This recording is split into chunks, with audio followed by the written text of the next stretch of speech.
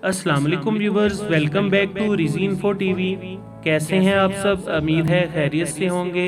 हंसते रहें, मुस्कुराते रहें। अल्लाह पाक आप सबको खुश और आबाद रखे। मज़ीद अच्छे लतीफ़े सुनने के लिए चैनल को लाजमी सब्सक्राइब करें और वीडियो को लाइक करना ना भूलें। तीसरी क्लास का बच्चा, मैडम मैं आपको कैसा लगता हूँ?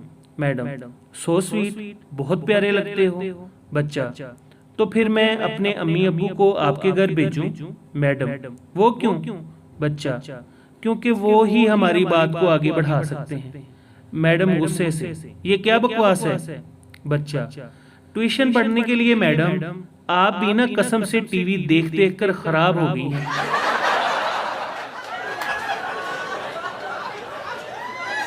बीवी और शौहर मार्केट जा रहे थे तो एक फकीर ने कहा, शहजादी 5 रुपए दे दो, अंधा हूं।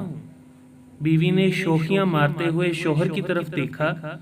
शौहर ने कहा, दे दो तो मैं शहजादी कह रहा है, वह क्या ही अंधा है।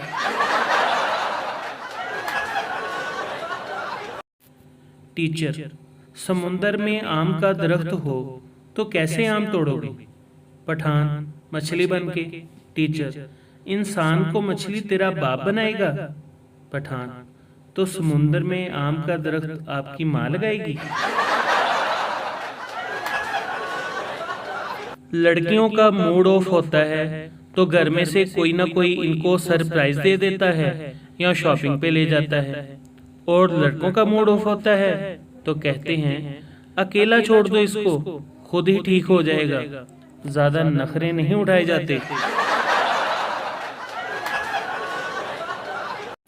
एक आदमी अपनी बीवी की कब्र पर बैठा रो रहा था और कब्र को पंखे से हवा दे रहा था। किसी राहगीर ने कहा, इतनी मोहब्बत?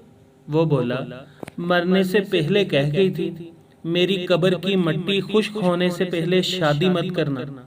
पता नहीं कौन सा पागल रोज कब्र के ऊपर पानी डाल जाता है। शादी के 2 दिन बाद दुल्हा उस ब्यूटी पार्लर पर गया जहां उसकी बीवी को दुल्हन बनाया गया था और पार्लर की मालकिन को आईफोन मोबाइल गिफ्ट किया।